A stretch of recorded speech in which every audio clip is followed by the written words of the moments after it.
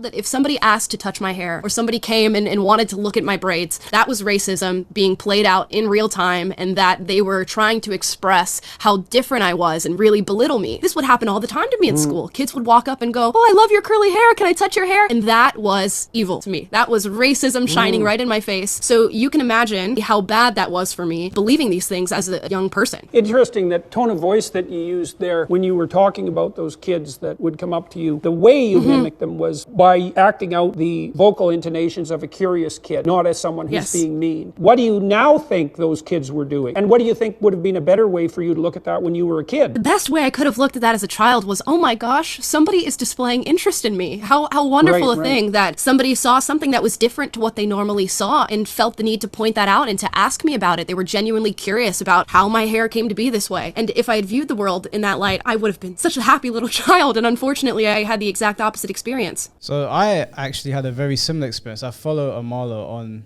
Instagram and YouTube, and I came across that, and obviously because of the kind of hair that I have, people constantly want to touch it.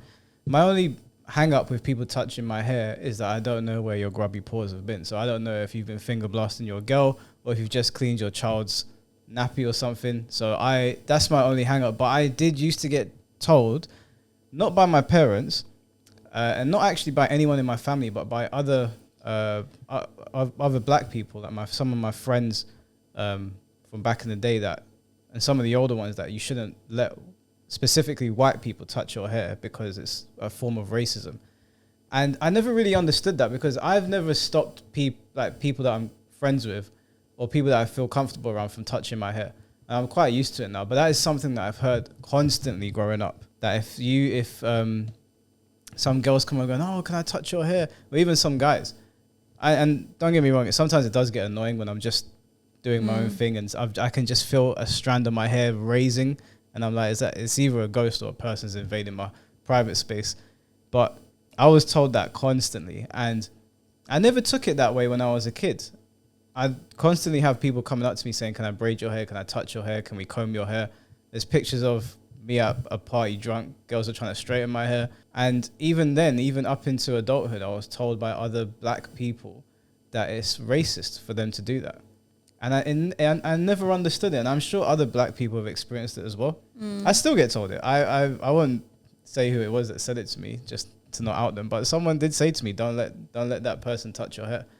And I just thought to myself, why? Like, I know that you don't see my kind of hair every single day. And I know people are just interested. So do you see a reason behind it now, and do you understand it? Or is it something where you still don't think it's an issue? No, it's not an issue. It's just people see my hair and they like it. It's the same with my tattoos.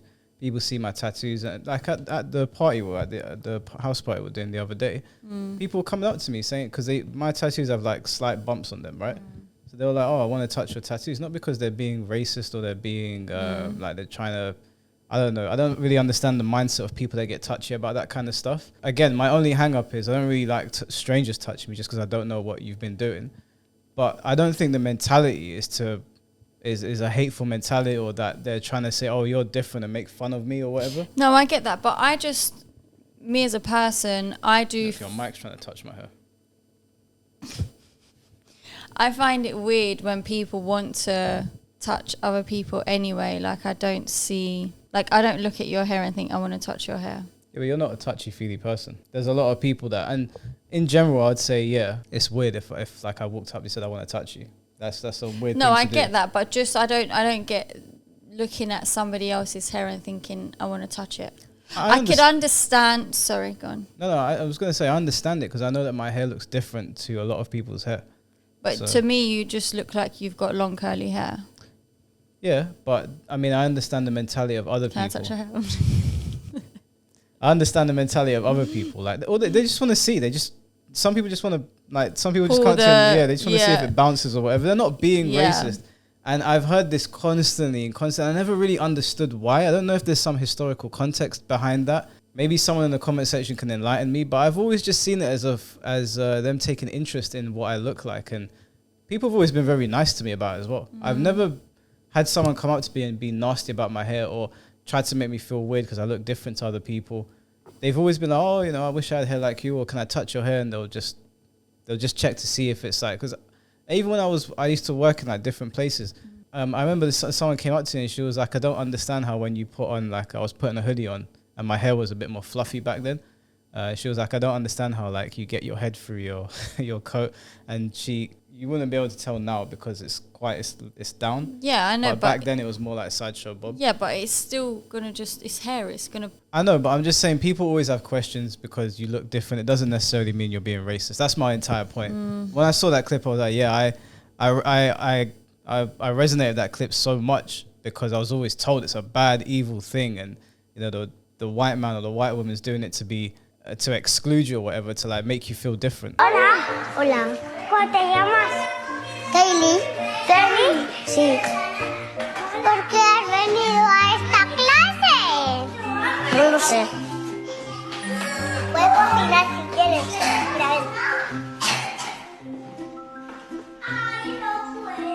Podéis coger lo que queráis. Tengo 4 años. Y yo 3. ¿Cómo te llamas? Yo me llamo Kaylee. La llegada de Kaylee es una revolución para los niños. Yo creo que por una parte porque parece un poco mayor. Luego por su aspecto físico, que es muy atractivo. Es una niña negra con un pelo especial que a todos les llama la atención. Y por otro lado, una cosa muy importante, el grupo ya está hecho. El grupo está constituido y entonces es una persona extraña. ¿Quieres ser mi amigo? Sí. Vale. Es que mi papá también es negro. Hay un papá negro. ¿Hay un papá negro? Sí, mío. Ah, ¿el tuyo? Mi mamá también.